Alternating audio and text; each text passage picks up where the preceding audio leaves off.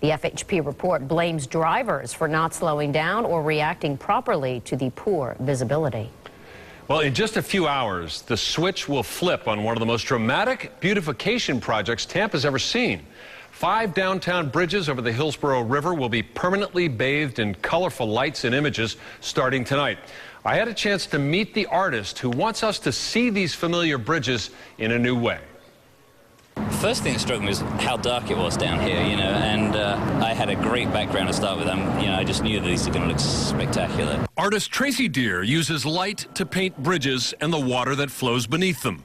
These spans across the Hillsborough River are a familiar canvas for Deer, who lit the bridges and other landmarks of downtown Chicago. Yeah, I know how to climb around these bridges, and they're beautiful. I love them. I love how silent they are and how finely balanced they are, and so it's a pleasure to highlight them. This is a beautiful, beautiful American city. The announcement earlier this year that Tampa would have its own lighting project called Agua Luces set off a race to find funding, secure an artist, and complete the installation by the time the RNC convention came to town. Now, just hours before the lighting ceremony, adjustments are still being made to the hundreds of ever-changing LED bulbs that will both glow and project images on the bridges and the water. I'm going to project images of Tampa and related Tampa. Local news anchors' faces, perhaps? Yeah, exactly, yeah. It's an excellent idea. Exactly. Tracy Deer brings an eclectic background to the project as a lighting designer for musical performers, including Elvis Costello and Nancy Griffith.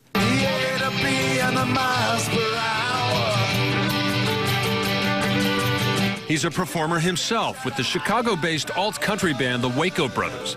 But this creative outlet inspires a more contemplative response. Deer hopes his lights will help people see and appreciate something that's been there to enjoy all along. I've found people all of a sudden, instead of rushing around, they stayed and pondered for a while, and I think water and lighting, it causes people to reflect a little bit. I hope that people do that, with the river walk.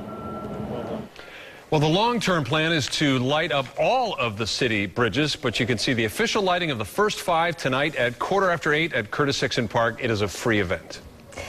An elephant dressed in a Tampa Bay Lightning jersey will be among the herd of elephants placed at the airport and Channelside Plaza for the RNC convention. The Pachyderm, as it's called, sports a 20th anniversary logo in recognition of the Lightning's upcoming 20th season. Donald Trump's people say he will have a memorable and unique role at the convention. That's what one of his aides told CNN today. No more details were revealed. Trump has been an outspoken critic of the Obama administration. And remember, you can count on ABC Action News for complete coverage of the RNC convention. It's now just 17 days away. Now, your AccuWeather forecast. Certified Tampa Bay's most accurate. And I think it's close enough to the convention that we're getting very alert to anything out in the Atlantic or in the Gulf that might disrupt the proceedings. So true. We're always sensitive to that. Fortunately, the tropics a little active, but nothing to be concerned about right now. We're tracking Tropical Depression number 7, which essentially may weaken here in the next couple of days. It's still a long way away into the central part of the Atlantic. Close to home, though, we have our local thunderstorm.